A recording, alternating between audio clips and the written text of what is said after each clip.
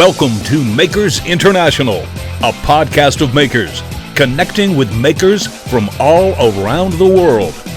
Here's your hosts, Jamie Page, Chris Cute, and now, Richard Morley. Hello. Good morning, good afternoon, good evening, good night, and good times, whatever time it is, and wherever you are listening. Joined with me, as always, Mr. Chris Cute.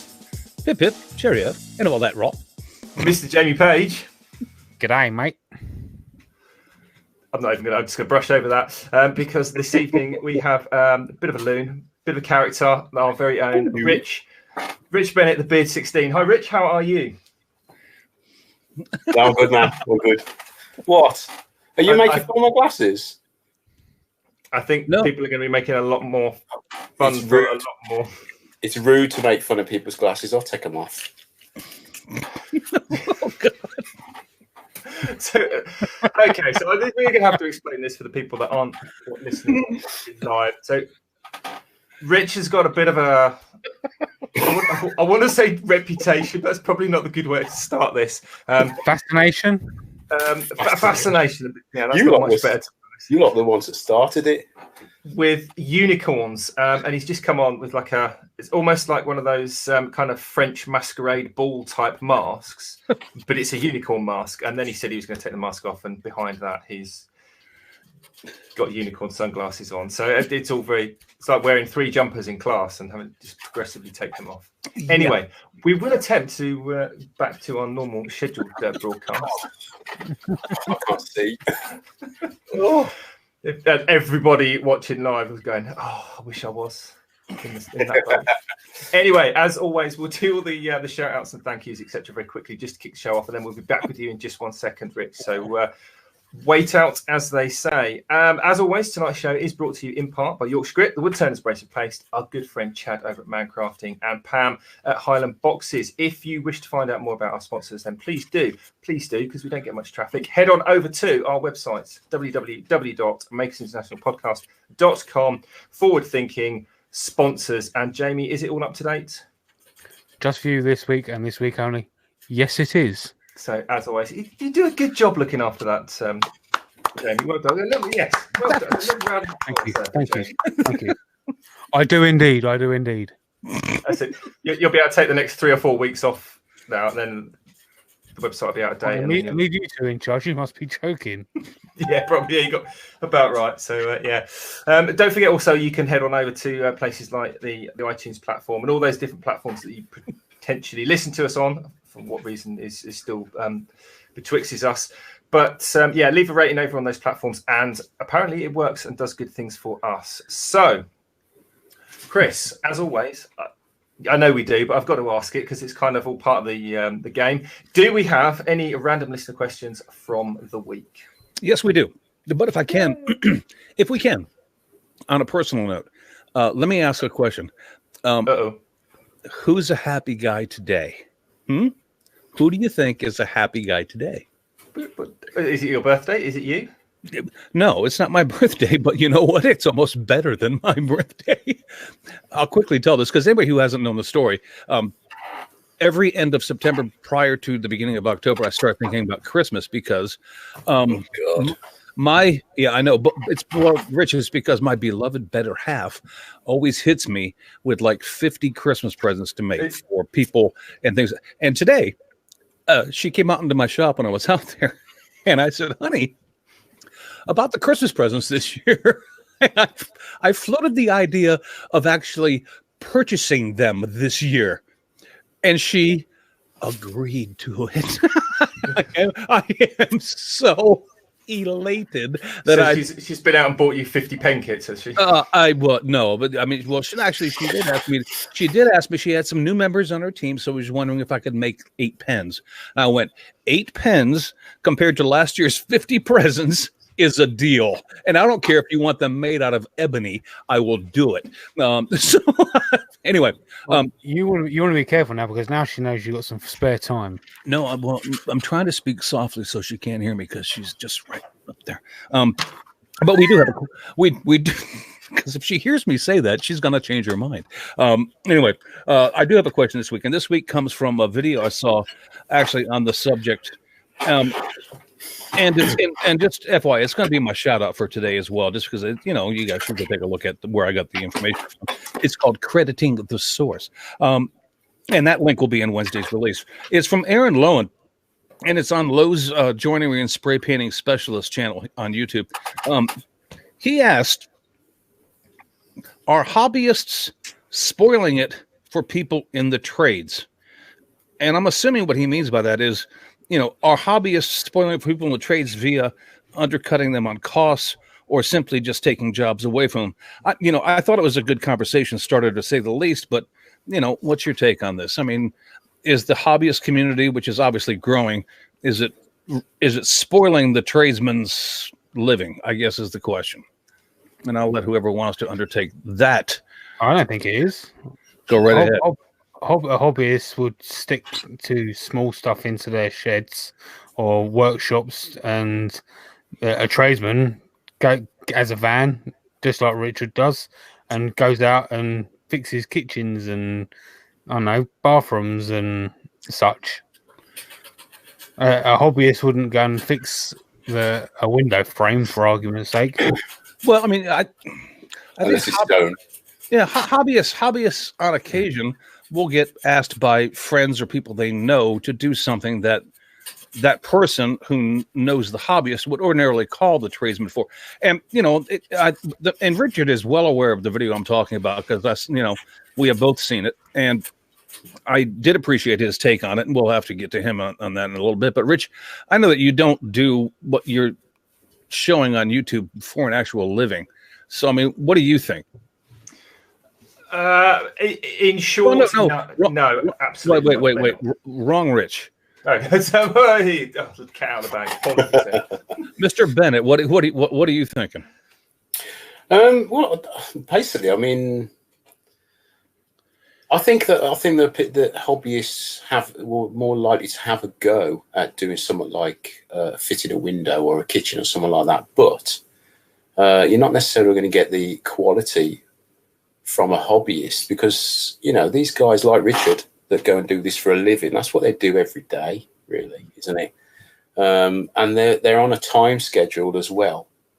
So I don't know. I mean, I went to my neighbour's house next door and I fitted his solid wood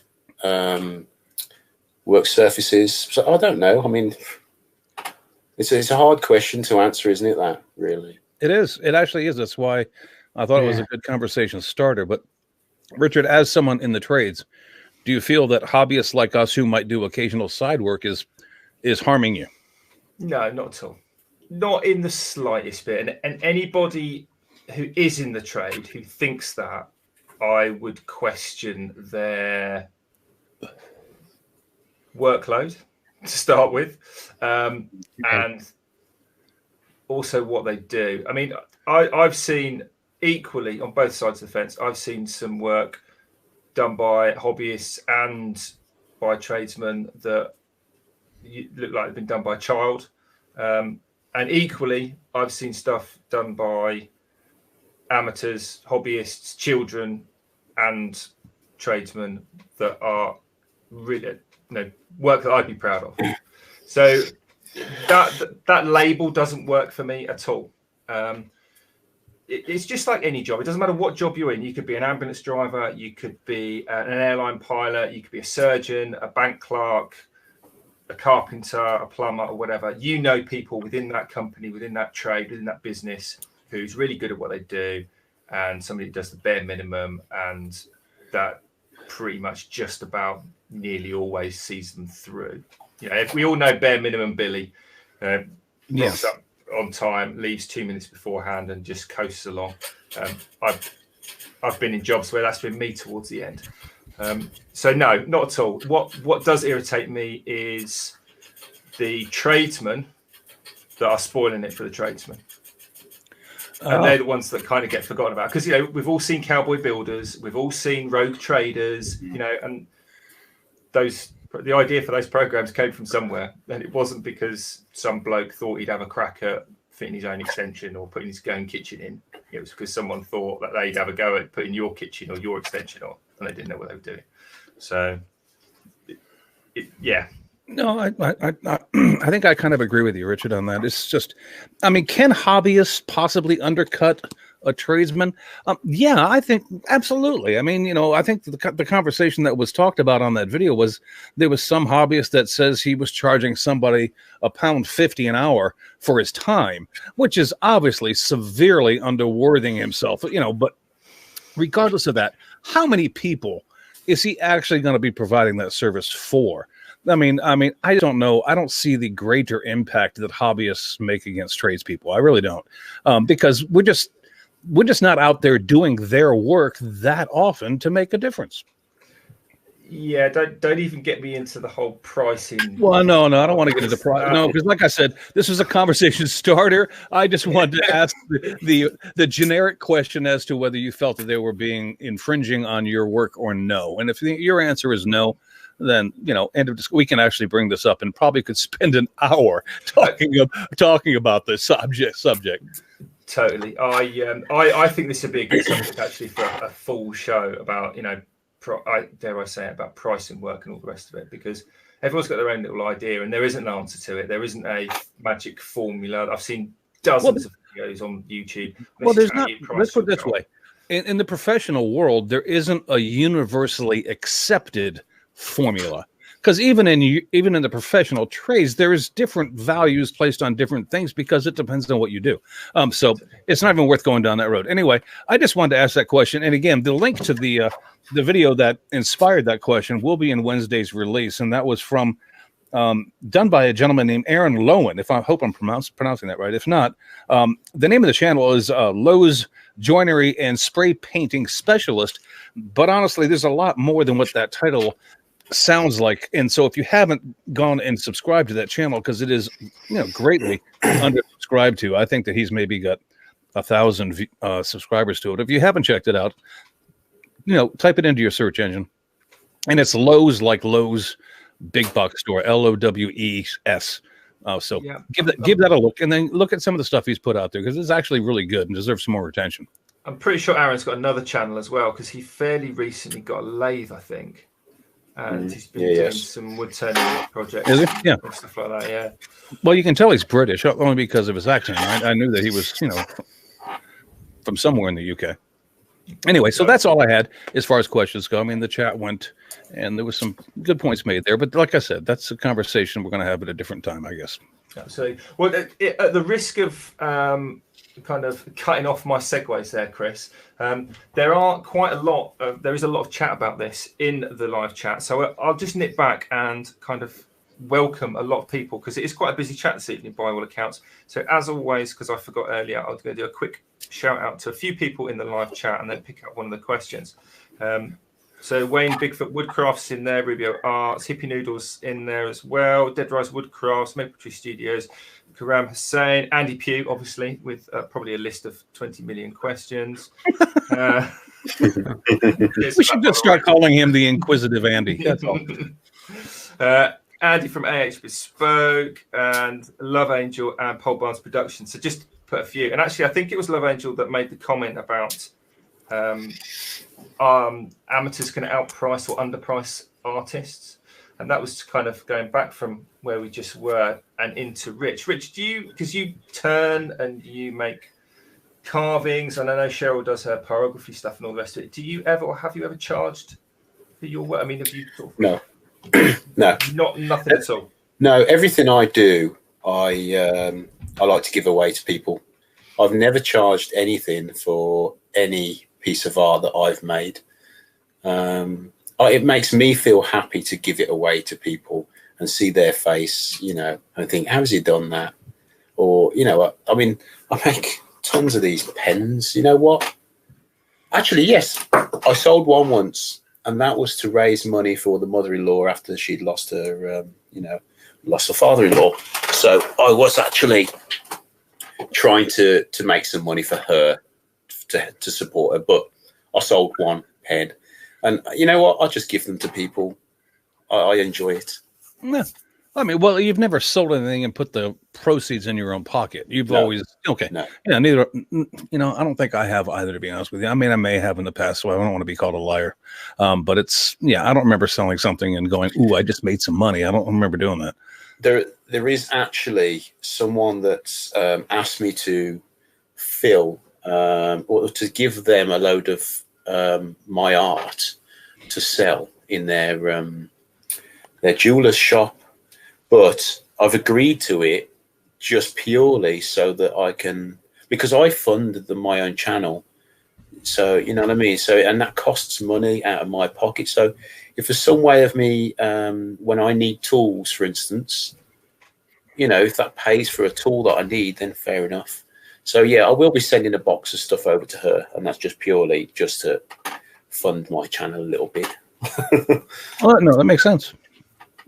But, there you go. yeah. Kareem's just said in the chat, he said he doesn't think that raising money for a good cause is the same thing, and I kind of agree with that. I mean, there's quite a few charitable things that we as a podcast have been involved with, and I'm sure lots of listeners have been involved with over previous time. But they've done something related, which has then gone into something money related, which has then moved on to.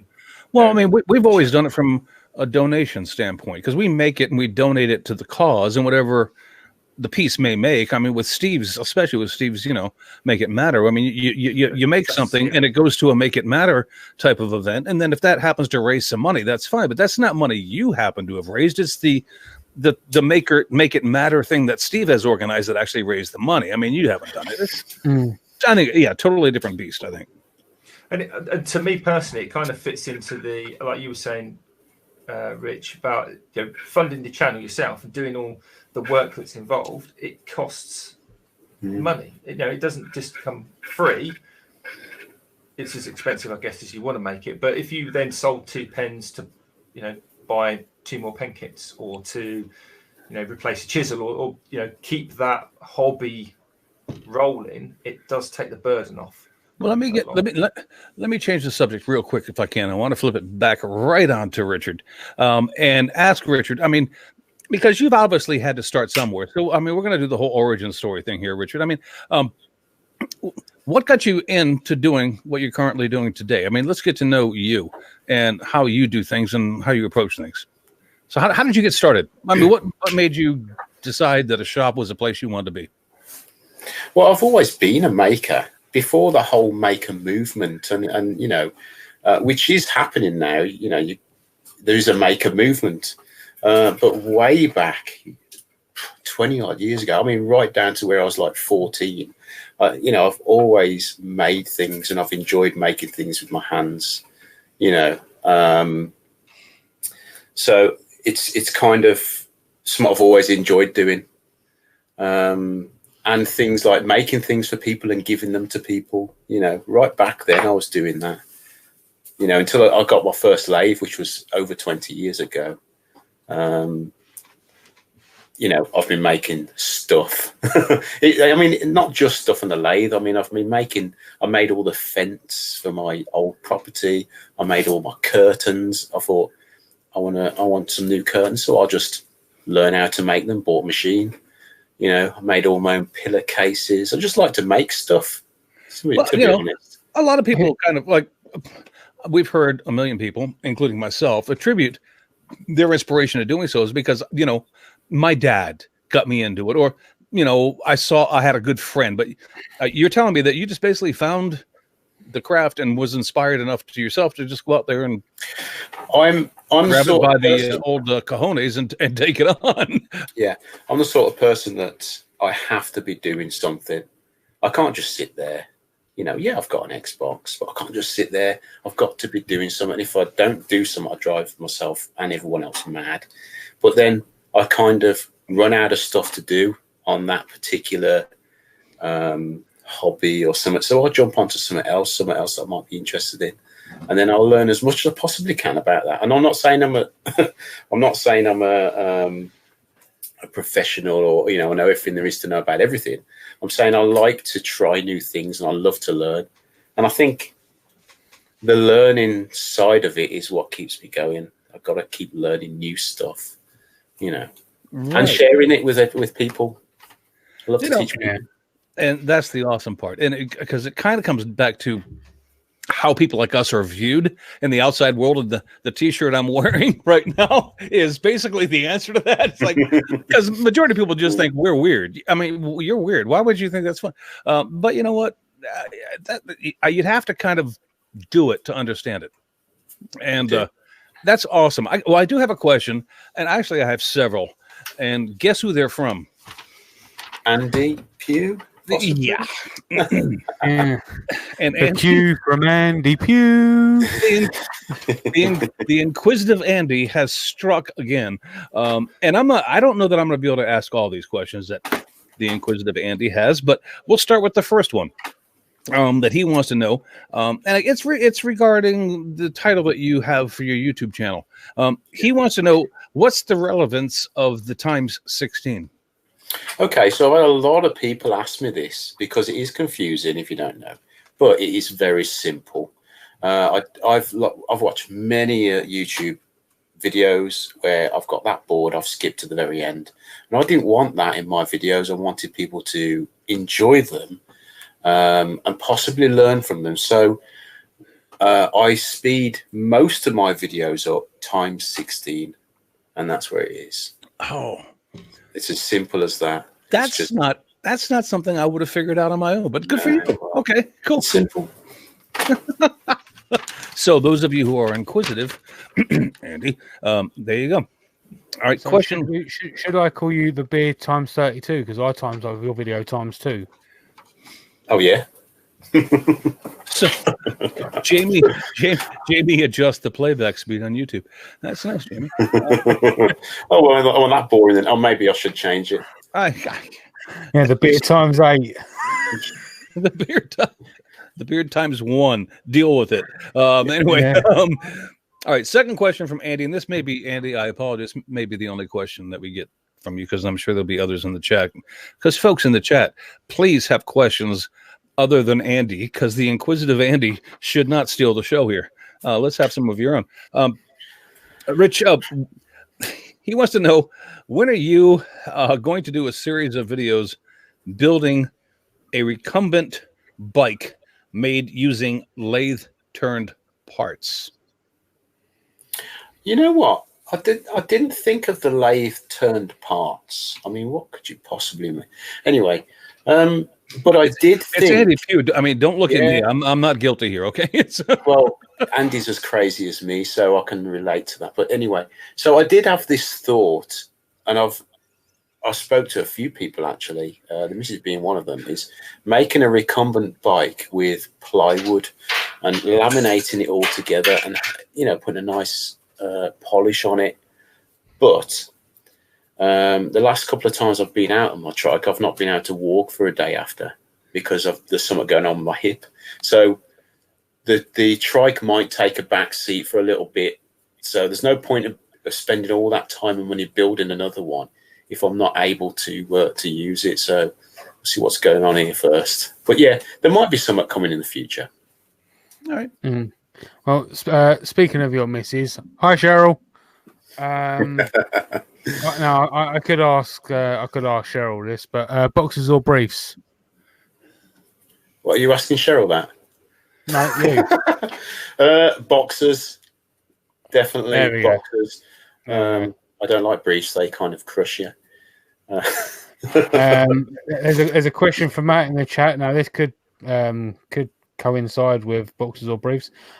Maple Tree Studio says pink or purple. Pink. Wow. Pink all the way. Well, you've got the unicorn ears on, so Yeah, why not? why not? I mean, if we're gonna go there, let's go there. I like pink and purple, but pink, yeah. There we go. Wow. Oh dear. Both you and the other Richard wearing those things. I think Rich looks cool. Oh, Everyone Yeah, thinks he looks they awesome. don't necessarily admit it. I think he looks absolutely ridiculous. But okay, we're allowed to have differing opinions. It's a rich thing you wouldn't understand. Yeah, it's a rich thing. It sure is a rich thing. Wow. Anyway, hey, it doesn't matter as long as you guys are happy. That's what makes the world goes round, right? Yeah. Yeah. So Karam said, what would be involved in your dream shop? Oh, a CNC machine. Yeah, CNC machine. Obviously, I'm guessing obviously for wood, but I mean, you do metalworking as well. So are you talking metal or wood? Wood. Yeah. Okay. Yeah, it's one of those things I've always been fascinated in, and I think it's the fact that it's combined in with machinery with a computer. Just simple laptop and machinery that's going to cut wood to the shape that you put into a computer. It's fascinating. I would agree. It's not real making though, is it? Because you just press. It's not. No. Well, I suppose there is the art of going in and putting a program in. Here's Richard, can of worms. Let's open it. And we'll just get you a scroll saw. Oh God, please let's not go there. And Anna B wants to know why unicorns. Do you know what? It's a weird story, this is, and I've shared it with a couple of you guys. You're all crazy, absolutely crazy. I made a comment, or someone made a comment, or I did a silly thing in Primark, maybe. I don't know how it started, but it started with me on Instagram, I think, and it's kind of gone mad since then. I mean, I have people messaging me photos every single day of unicorn stuff that they've found in their local Lidl. There's one there, sending me unicorn stuff, and I love it. I just love it, but it's just a bit of fun, isn't it? A 44-year-old man with a beard like this that likes to have a bit of fun with unicorns. Well, that don't sound right, does it? Really? You might want to rephrase that. No, that likes to that don't care what people think of him. Oh no! Well, honestly, if unicorns were real, I would question that last statement. But since they're not, this could be attributed to one of those. I'm not quite awake yet, but wow, that was weird. Unicorns are real. Just ask Doug. Ask Doug in the chat and Pole Barn Productions. Go, Richard. I've got my shout out now. You've just reminded me of my shout out for that. Someone's just said unicorns are real. Yes, I know Richard is chopping. Yeah, don't remind me. Wow. Maple Tree Studio says that they need to get Rich some unicorn leggies. Please, in the dog style. Just put up a warning if you put a video out wearing those. Just say unicorn leggings. I think sending me some actually. So there will be some that come in with leggings, I think. See, we kind of briefly touched on the workshop and the CNC machine. It's like a goal, didn't we? I'm going to try and move on from the unicorns just for the moment. I'm sure it will come back into conversation down the road. But what is your workshop setup? Because when I've been watching you on your live streams, it seems a little bit. I don't want to say disconnected, but it seems like you've got separate areas for doing separate things rather than just a workshop. It's almost like you've got several small workshops. Do you want to just sort of talk us through that? When you look in the doors of my workshop, on the right you've got all of the drills, and you've got the pillar drill, and anything related to drilling holes is on the right. No. Go ahead, Rich. I'm sorry. And then as you're going down, you've got storage. So all the power tools and stuff are on the shelves on the right there. And then you've got the bench, which is predominantly for resin work. So anything I do with resin is going to be on that bench in the future. We're going to do bits on it now. And obviously the bottom end of the workshop where all the windows are, because I've got a 13-foot window going across the bottom. That's where the lathe is. So that's all the lathe stuff down there. And then on the opposite wall, working back up towards the doors, you've got like things like Thomas's. Tom Bennett makes he's got his own workbench there with his sticker wall, and then you've got the scroll saw, which is high, so if in like up in the attic high, you know, right up in the rafters. And it's like here, so I don't have to bend over. And then you've got my eldest son, Jake. He's into copper, making copper braces, things like that. So he's got his own workbench there. So he does a lot of metal work there. So it's mainly my workshop, but the boys have got their own little. Anyone that knows me knows that I like to encourage the next generation of makers. So anything that Thomas wants to do, he's got his own bench and his own tools. In fact, he's got one of your old tools, Rich. And then Jake's got his up the corner, so I'll encourage him to do what he interests him. So so that's it really. It's not really disconnected. It's just everywhere's got their their place. I mean, you don't. If you looked in it now, you'd think it was there's a bomb's gone off in there because that's what happens. I'm a maker and an artist. That's a constant state of equilibrium for most workshops. It's just like sort of messy. I bet you know where everything is, though. You know what I like about that expression, and somebody who what I like about that expression, and somebody who identifies themselves as such, is that it automatically gives them freedom to not explain an effing thing. It's like, you know what? I'm an artist, and this is what I do.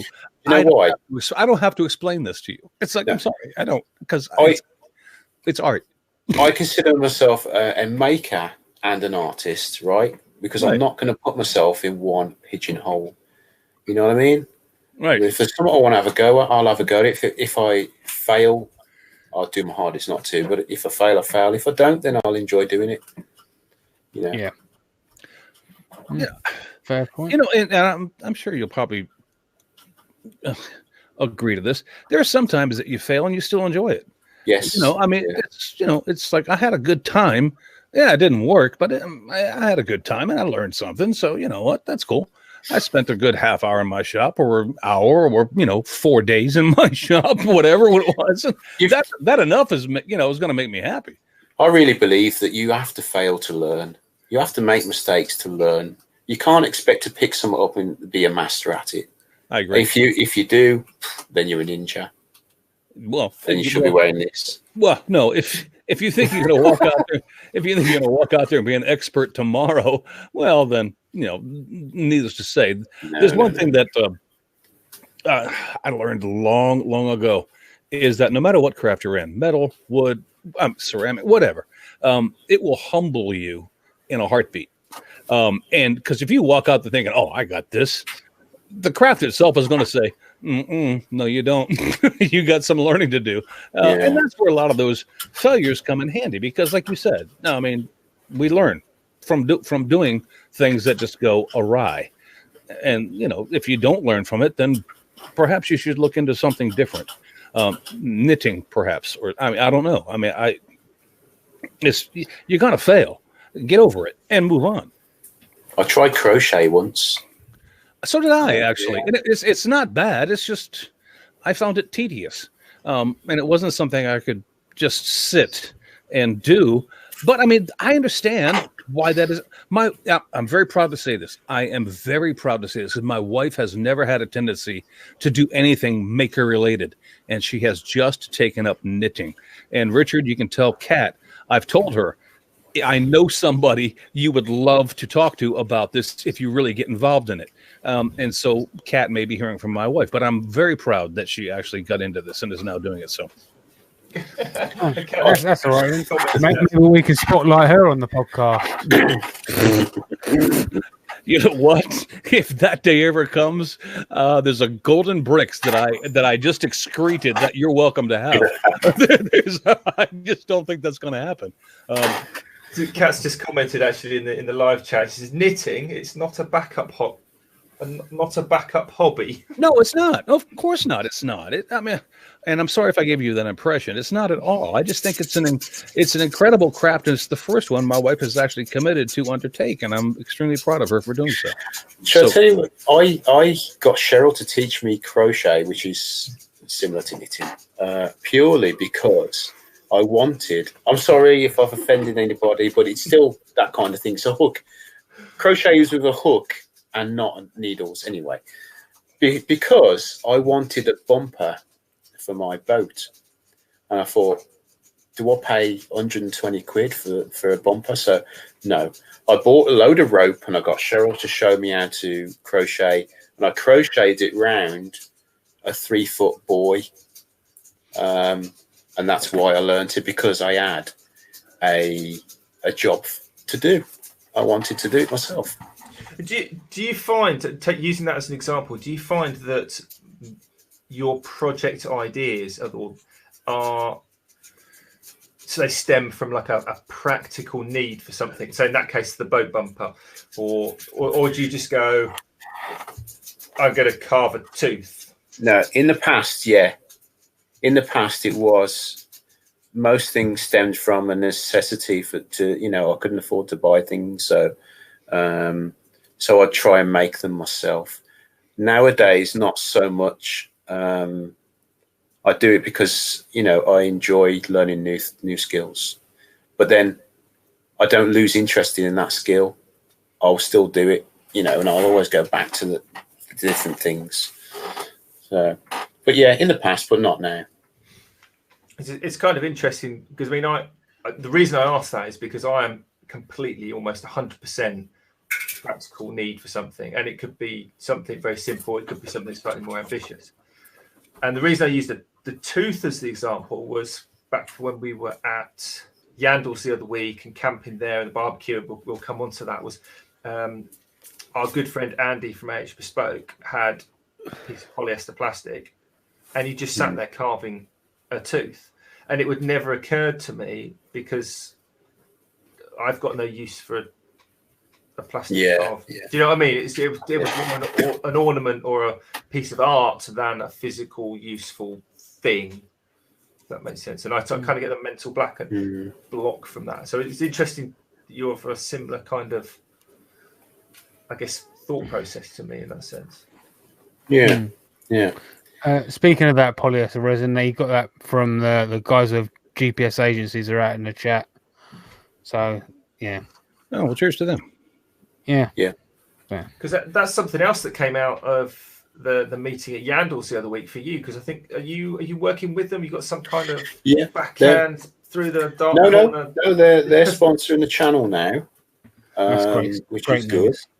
I went over the other day. They invited both Cheryl and I to their factory. We had a tour of it. I did a vlog, so there will be a vlog coming out soon.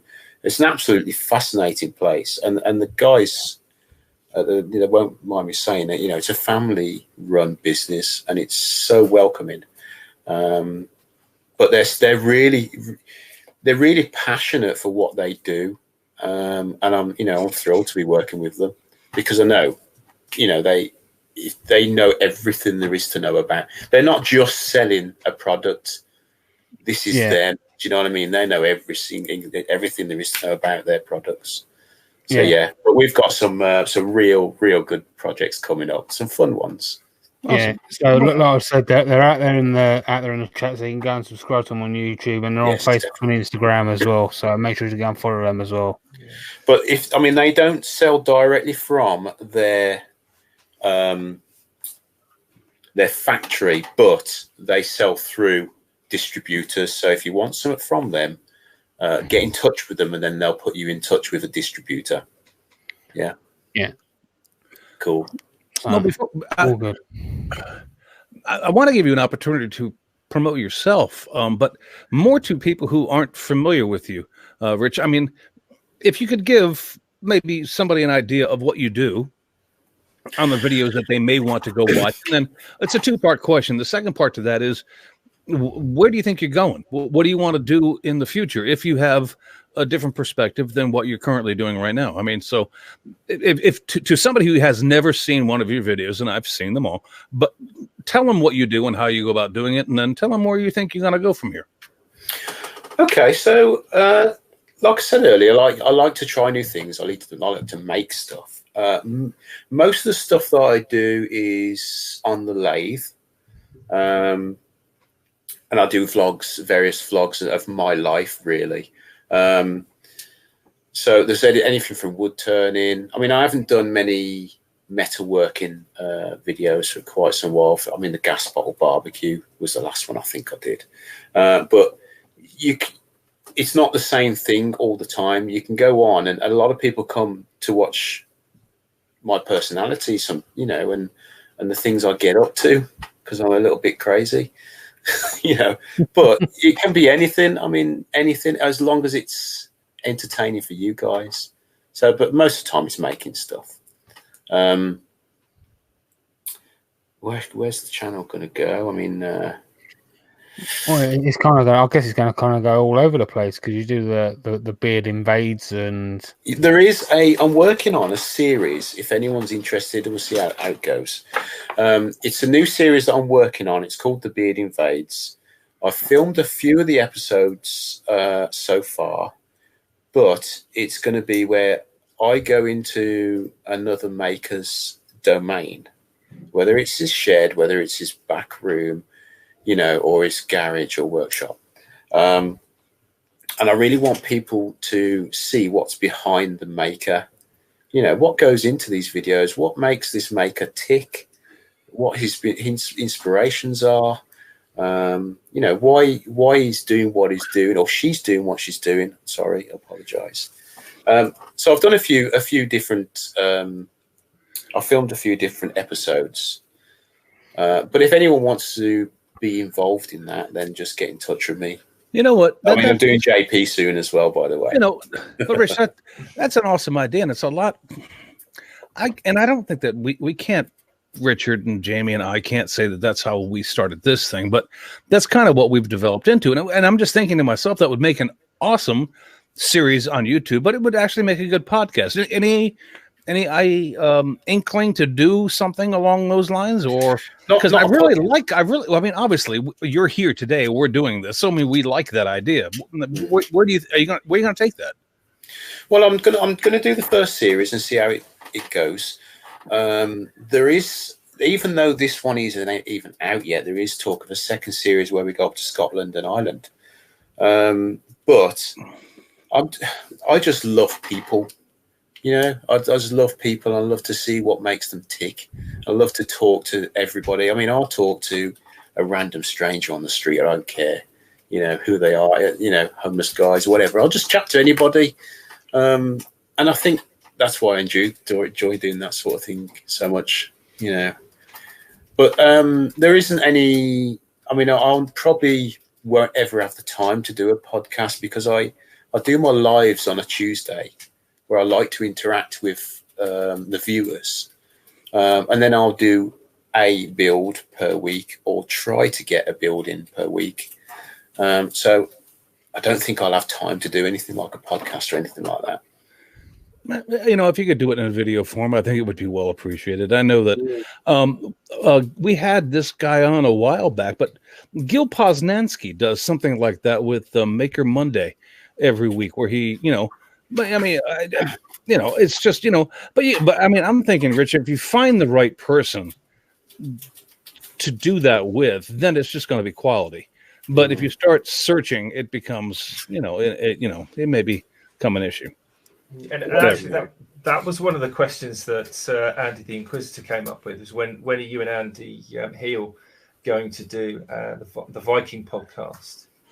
And actually, I mean, it's gained a chuckle, but genuinely, that could be something awesome, because you and Andy, having met both of you and both seen you both kind of interact, your own interactions and that, both at Maker Central and the other week at Yandles, there's more than just the Maker connection between you two, I think. There's almost it's going to sound all kind of hippie trippy, but this is Andy as an AHB spoke, right? Yes, yeah, Okay. Yeah. Andy and I we're very good friends, and we've got a lot in common, really. And as soon as we met each other, it was an instant, as if I'd known Andy years, and as if Andy knew me for years. You know, and it's not just the beards. You know what I mean? It's when you meet someone, it's running naked through the grass like that in slow motion. Yeah, we go off weekends naked, hugging trees. You know what I mean? I know, that sort of thing. And the fairy dust falls, and the unicorn horn goes. All right, whatever. Yeah, but yeah, he's equally a bit unhinged like me, to be honest. But yeah, going back to this whole thing. I mean, I don't think I'd have time to do a podcast purely. If anyone knows me, I know JP knows my wife. Richard, he's met the wife as well. I gave up my career years ago to look after the wife. So ultimately, YouTube, Facebook, Insta, that's the wife comes first, obviously. And if she needs me inside more, then something's got to be sacrificed out there, to be honest. She's got health problems and things like that. She sleeps in until lunchtime every day, and then that's where I can get my housework done and my filming outside.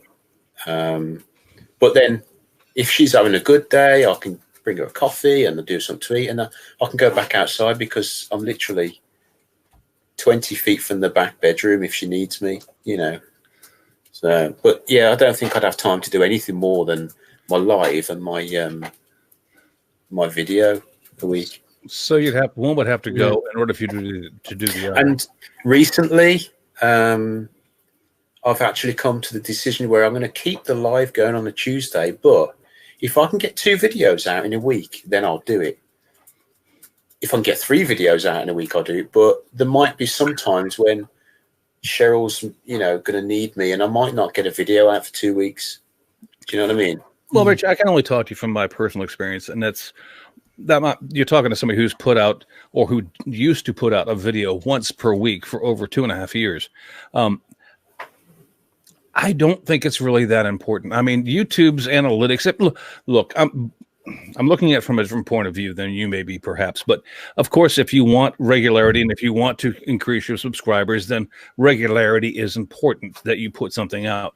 But if you're doing it for fun, there's a different perspective to that. And I think that if you are doing it for that reason, just because you enjoy doing it, then I don't think regularity is that important. It's more important that you do what you want to do when you want to do it, because that kind of enthusiasm shows up on camera as opposed to forcing yourself to do something. Yeah. And let's be honest, if you try to put out 3 videos per week, by the end of the year that you're doing 3 videos per week, you're going to be so burned out and doing the same stuff, and you're going to be searching your brain for new ideas that honestly, your viewers aren't going to appreciate it, and you're not going to appreciate it either. So I would just say, don't force yourself. Don't force yourself. If it's there, do it. If it's not there, don't worry about it. The problem when you're forcing yourself to make videos, you're not enjoying it. You're coming across on screen as being fake, and you're also bringing out terrible content because it is fake content. Nobody likes to watch fake content. This, my whole channel, I try to be as transparent as possible. Yep. I spend a lot of time editing, but that's not to make me look glossy. That's to make the content look good. If I look at an idiot on screen, who cares? But I'm producing decent content as far as I think I am. Yep. Yeah. You've got to be putting out at least what you think is the best output that you can. I mean, that goes without saying.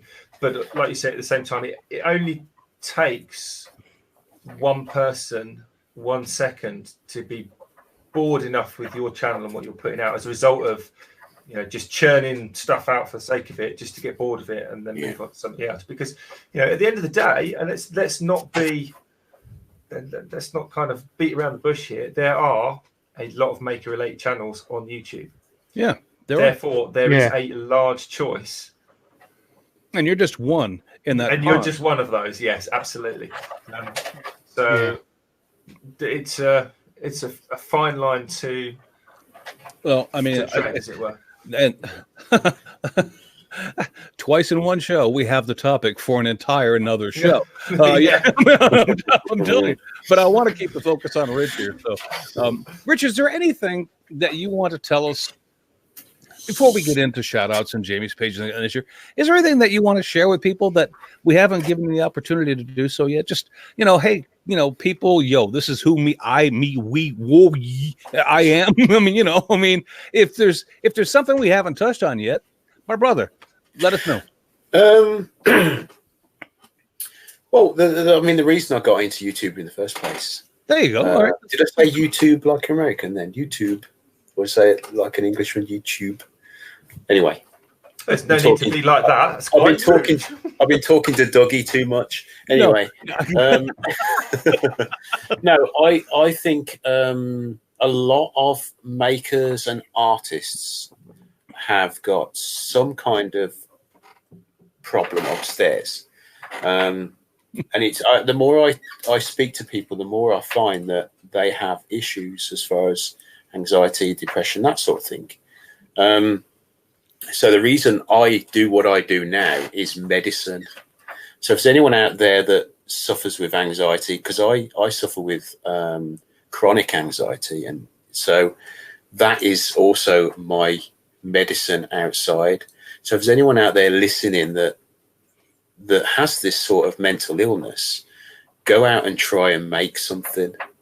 Even if you haven't got the space in a workshop or a shed, get on your kitchen table, make some jewelry, do something, because I really find that it is far better than tablets. I mean, I do take tablets, but if I don't go out there for, once a day, then, my anxiety starts creeping in. So what I'm trying to say is, look, if you've got any mental health issues like that, anxiety, try and find something to make and see how it goes, And I'm always on social media. If there's anyone out there that wants to discuss anything like this and the way I do things, you've only got to find me, and I'm happy to discuss it.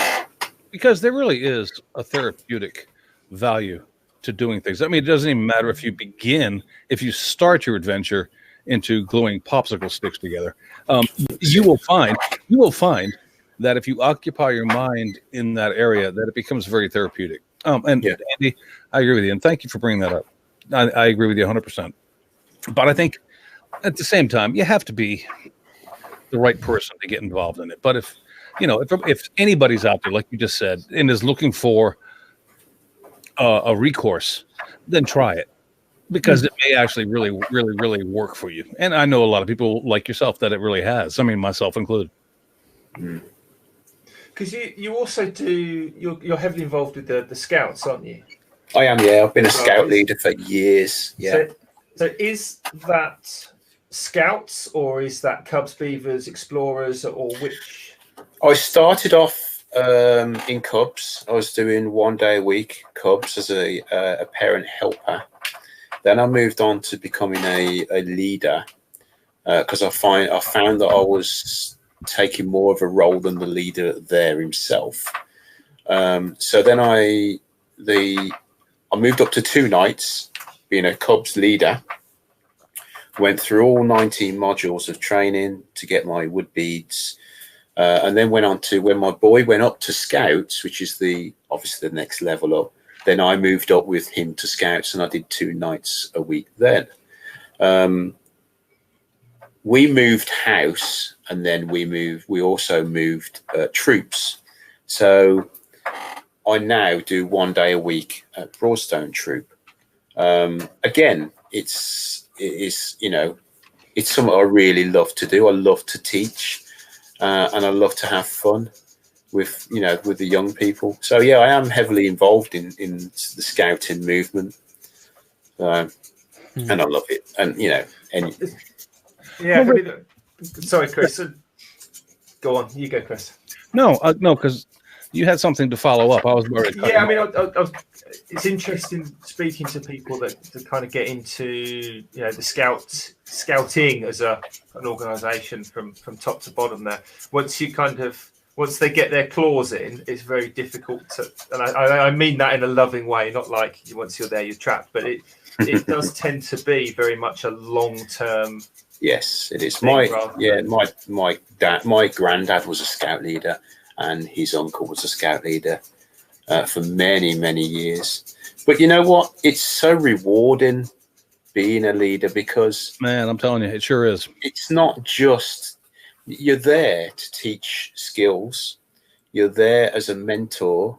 Some of the children can't talk to their parents about things, but they will talk to you about it. I mean, I'd never put myself in a situation where I'm alone with a young person. So they can come to us and ask us questions of, things that they find that might get in trouble with the parents. And we don't keep this from the parents, obviously. You know what I mean?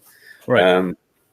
But it is so rewarding. And you watch these young people, I keep saying children, these young people start to grow, and you can see that your influence on them is going to help them in their future.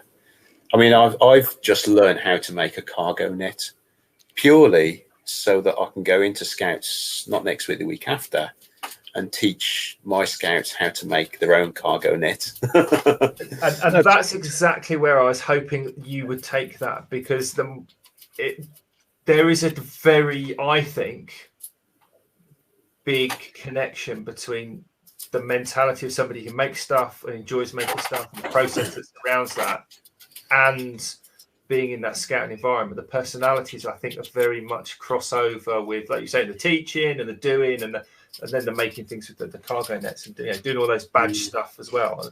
Very big connection there. It gives you a big opportunity to influence a young life in a very positive way. And you know what? I applaud you for that. And Rich, I don't want to cut you off because we could spend another hour talking with you, but we need to get to because we are. You want to say it. No, you want to say it. No, I don't want to say it. I am going to refuse to ever say it again. I'm going to refer to it as your yellow pages from now on. Jamie's page. Jamie needs time to reflect upon his yellow pages of the Maker world. So, Jamie, known as Jamie's page. I knew he was going to do that anyway. Right. So first of all, I'm going to do a bit of self-promotion. Shameless self-promotion, shall I say. So there is a group that Julian Martinez and myself have got on Facebook called Team Scrollsaw. We're coming up to 100 members now, and we've got some good things coming up. We've got patterns being posted over there. There's no rules over there except for don't be a knob to each other. No talking of politics, but you can sell your stuff over there, which is something a lot of groups don't allow. You can basically sell whatever you want over there. You sell yourself if you want. Then we've got the hashtag Maker Quilt. Now I know Kat has finally got a t-shirt arrived over to her thanks to Mr. Cole Jacobson. Hey. Again, if you want to participate in the Maker Quilt and send your t-shirt, all the information to that will be on the Facebook page for the podcast and is on the homepage of the website. So, like I say, all the addresses, or the address, should I say, is on the website, and all the information you need if you're abroad, and the shipping details, etc. Because we don't want Cat or the store that you send in your shirts to receive any custom fines and all that sort of stuff. So yeah, there's that. So now my shout out goes to Susie Dragontail Turnings. We've obviously spoken about Susie quite a bit on this channel before. So Susie's a young girl in the community. Finally got her workshop up and running, done a little tour of it a few days ago. Well, today she released a video, and I sent her a little package of a few bits of wood and Millie Putt and a Bobby Duke t-shirt, and she got that today. So definitely go and subscribe to Susie. She's got a personality and a half on her. So yeah, she's gonna go far. She is awesome. Yeah. Richard, morally, because I have to differentiate apparently tonight. And I know where this shout out is coming from, so let's get it done with real quick. Actually, I've got, just before I do my shout out, I'm just going to shout out Carl Jacobson, because he pretty much just called Jamie out with his. He just called you a liar, Jamie, and said there's no way there's 100 scroll sawers in the world, let alone in your group. So I'm just putting that out there. Carl said it, not me. Well, Carl is one of 2 people in the world that's ever cut themselves on the scroll saw. Carl, I'm on your side, so I'm not going to take that any further. But yes, Chris, my shout out this week goes to, it's kind of a weird one. Wait, I need to hold my nose and cover my mouth. Go ahead. There's actually there's these 2 guys. I think they're Canadians. They are a musical duo. I don't want to call them a band. I certainly don't want to call them a rock band, but they do just really light-hearted, fun music videos, and they are a properly legit band. I have seen them live in concert, believe it or not. They are called Coo Coo Kangaroo. That's K-O-O Kangaroo, and the song is called Unicorns Are Real, and it is fun. Seriously, if you just go and have a listen, it's 3 minutes. It's amusing. You'll be singing in your head. There's one about dinosaurs, and just have a look through. It will make your day amusing. Just say, I'm already quite amused. They're awesome. They're truly awesome. I've heard that. So much fun. It's good. So much fun. Mr. Bennett, please tell us you have a shout out. I do, but first of all, I got something for Dougie, which is this. Oh, nice. You'll know what I'm talking about. Anyway, so my shout out goes to Keith Jones. He's in the chat. His YouTube channel is Something from the Shed.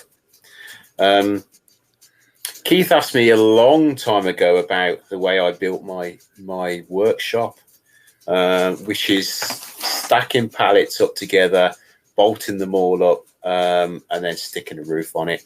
And what he's done is he's done the same, but on a very small scale. So yeah, that's my shout out. Go and check him out, guys. And the name of his channel again? Something from the Shed. Something. You know what? Sounds like a great channel. I'll check it out, because honestly, until you mentioned it, I wasn't familiar. He's not bringing out much at the moment because he's got a few health issues, which he's trying to work on. But he's going to be bringing stuff out in the future. Well, bless him. I hope everything works out okay for him. And I mentioned my shout out at the very beginning. It's the Lowe's Joinery and spray painting specialist that we talked about at the beginning of the show. So that's my shout out. So, Richard, and your unicorn head, if you could poke at an ending. That looks like an airplane. That looks like a B-52. Anyway, if you could wrap this thing up. Rich, really, man, really don't. My wife keeps calling me. Oh my! That. If you're not watching this in the video form, you are missing out on nothing. just remember, if you are watching live, you cannot unsee that. Anyway, yes. Can I just mention something really quickly? I'm not going to go into real detail, but guys, we're doing the meetup next year at Yandles. So anyone that wants any information on that, there's going to be special discount code for camping and things like that. So get in touch with me, Jamie, Rich, Chris. I'll give you all the details as well. Thanks. So they can get in touch with any one of us, and we're not going to put the discount code out there for the camping, because we don't want people thinking it's just a cheap weekend. If they're not a maker, it's only for makers. So got it. And Jamie, is that, and Rich, I'll ask you if it's okay. I mean, but Jamie, is that something that we could put on our website? Because honestly, Rich, the only people who would ever go to our website would be makers. I mean, it wouldn't be the general public. So is that something that, Jimmy, you think you could throw on the website? I don't know. I guess we could have a talk about it. Okay. To be fair, we don't know who's going to listen to the podcast and go to the website. That's the problem. The thing is, we've been talking to Southfork Caravan Park, and they gave us a massive discount on. I mean, it's £10 a night off of the normal price, and looks like we're going to be taking over the whole caravan park because there's a lot of interest.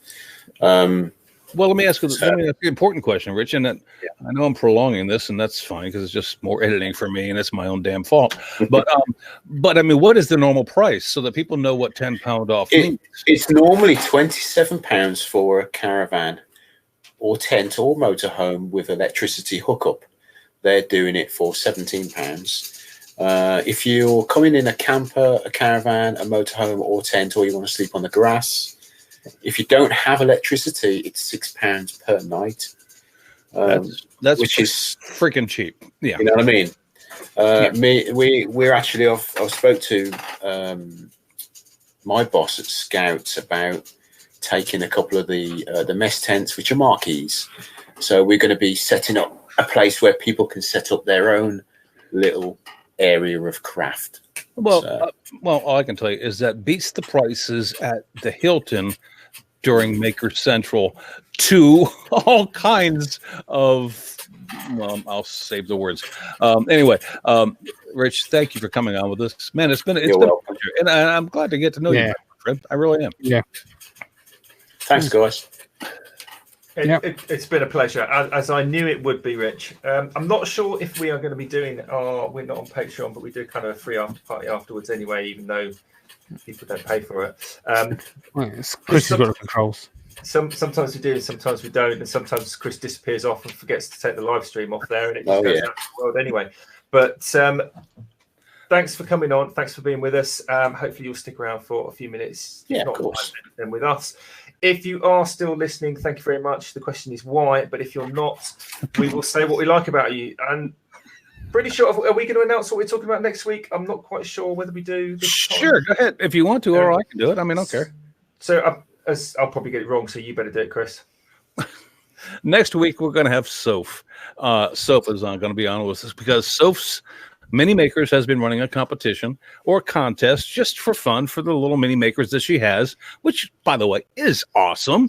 And she had two little categories that she wanted her mini makers to put projects in, and she's asked us to judge one of those categories, and that's what we'll be doing. So, Sophie's going to be with us next week. So if you're into that, come on, because I'm sure it won't be entirely about Sophie's mini makers. We'll talk about absolute nonsense for the second half of that podcast. I'm sure Andy Pugh will have a couple of questions. Exactly. So look for Soph next week, and we'll be talking about the mini makers and what an awesome idea that is from her. So there you go. Absolutely. And if you want to get in touch with any questions for Soph that we can ask, or you'd like to ask on your behalf, head on over to the Facebook, get in touch. There's loads of places you can do, and we'll just do an Andy Pugh, and we'll sort it out on the show next week. So until next week, you will take care, and we'll see you soon. Have a great week, everybody. See you later, everybody. Bye-bye.